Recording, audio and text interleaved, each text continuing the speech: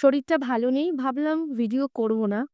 কিন্তু ২-৩ দিন যাবৎ সোশ্যাল মিডিয়ায় আমার চোখের সামনে একটা ভিডিও ঘুরছে। আমি এই ভিডিওটাকে নিয়ে কথা না বলে পারলাম না।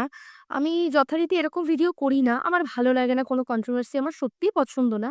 কিন্তু আমি এই ভিডিওটাকে নিয়ে মুখ খুলতে বাধ্য হলাম। তোমরা আগে ভিডিওটা দেখো, তারপর আমি বলছি। Dame un grr, ¿Un qué? un grr. ¿Un qué? Dame un tu, ta, ta, tu, ta, tu, tu.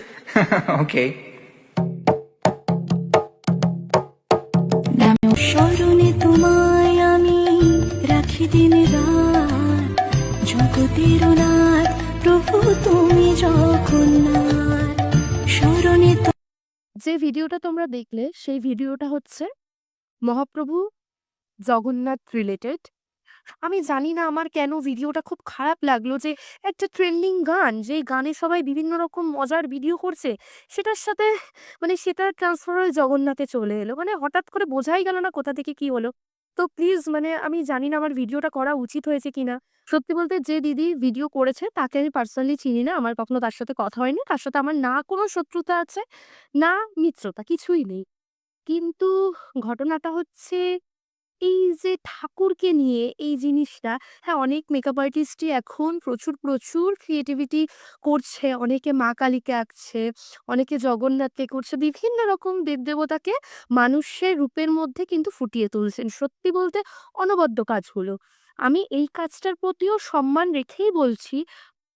আর আমি দেখছি যে মানে এখন একটা বেশ ভালো ট্রেন্ডিং হয়ে গেছে। ভিউ কামানোর জন্য ঠাকুরকে নিয়ে যা খুশি করছে। আমরা কি সত্যি ঠাকুরকে নিয়ে ছেলেখেলা করতে পারি? আমার তো মনে হয় না আমরা ঠাকুরকে নিয়ে ছেলেখেলা করতে পারি বলে। আমি কিন্তু আবারও বলছি, অনেকে অনেক সুন্দর কাজ করছে, সেগুলো দেখতেও ভীষণ ভালো লাগে। আমিও মাঝে অনেকের অনেক কাজ শেয়ার করি। সত্যি খুব ভালো লাগে সেগুলো।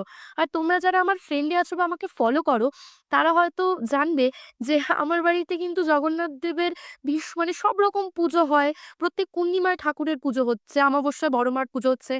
আমার বাড়ির সবাই কিন্তু ভীষণ ঠাকুর ভক্ত। আমি তো পার্সোনালি ভীষণভাবেই জগন্নাথ দেব এবং বড় মার ভীষণ ভক্ত।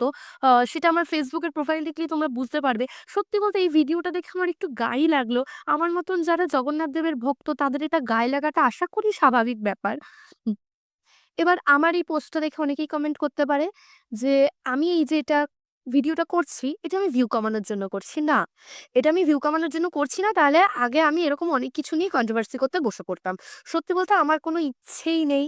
আমি সবার কাজকে রেসপেক্ট করেই বলছি যে তোমরা যারা ঠাকুরকে নিয়ে ছেলেখেলা করছো, প্লিজ করো না, প্লিজ করো না। কারণ উম আমরা নিজেরাই যদি আমাদের নিজের ধর্মটাকে নিয়ে ছেলেখেলা করি বা এমন কিছু করি যেটাতে লোক হাসবে, তাহলে তো অপর ধর্মের মানুষ বা যে কেউ হাসাহাসি করতেই পারে। আমি সত্যি জানি না এই ভিডিওটা করার জন্য আমি কাউকে অসম্মান করছি কিনা। যদি কারোর মনে হয় সত্যি অসম্মান করছি, তাহলে সরি। কিন্তু আমি কিন্তু অসম্মান করার কোনো মোটিভ নিয়ে ভিডিওটা করছি না। তোমরা একটু কমেন্ট করে বলো আমি ঠিক বললাম না ভুল? সত্যি বলতে আমি আমার উদ্দেশ্য কাউকে অসম্মান করা বা কাউকে ছোট করা না। আমার উদ্দেশ্য একটাই, যে প্লিজ ঠাকুরকে নিয়ে ছেলে খেলাটা তোমরা বন্ধ করো। প্লিজ ঠাকুরকে নিয়ে আমরা খেলা করতে পারি না। এটা কক্ষনো ঠাকুরকে নিয়ে যদি আমরা খেলা করি, তাহলে সে দেবতা আর আমরা মানুষ কি করে হলাম? এবার আমি জানি না আমি কতটা ঠিক বলছি, কতটা ভুল বলছি না। আমি খুব বেশি জ্ঞান দিয়ে ফেললাম। শুধু একটাই কথা বলবো, প্লিজ তোমরা ঠাকুরকে নিয়ে এগুলো করো না গো। কারণ দেখতে ভীষণ বাজে লাগে। আশা করি তোমরা যে দেবদেবতাকে বিশ্বাস করো বা যে দেবদেবতাকে তোমরা এখান থেকে ডাকো, আর তিনি তোমার ডাক শোনে, তো তাকে নিয়ে এরকম ভিডিও করলে আমি কেন, আমার মতন অনেক ভক্তর গায়ে লাগবে। এটা আমি আশা রাখছি সত্যি হয়তো লাগবে। আর সত্যি বলতে এই জগন্নাথ দেবকে নিয়ে আমি এটা সহ্য করতে পারলাম না, তাই এই ভিডিওটা করলাম। কারোর যদি খারাপ লেগে থাকে তার জন্য সরি। আর আমি জানি না আমি কতটা ঠিক বললাম। আমি আবারও বলছি, আমার কাউকে ছোট করা বা কারোর কাজ নিয়ে সেটাকে কন্ট্রোভার্সি করা বা সেটাকে নিয়ে কাদা ছেটাছেটি করার আমার কোনো ইচ্ছে নেই। আমার একটাই কথা, প্লিজ ঠাকুরকে নিয়ে খেলাটা বন্ধ হোক, ঠাকুরকে ছোট করাটা বন্ধ হোক। ঠাকুর ঠাকুরের জায়গায় থাক, প্লিজ ঠাকুরের